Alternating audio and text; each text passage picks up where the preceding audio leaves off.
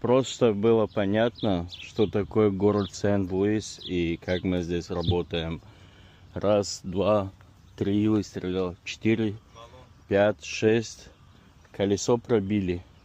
В общем, 6-7 выстрелов. Просто так.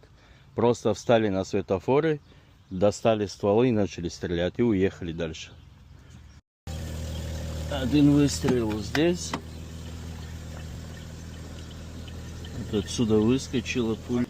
Пуля, короче, оттуда пролетела через лобовое стекло. Пуля вот отсюда пролетела прямо через подголовник, вот здесь, и вылетела из лобовухи. Охренеть.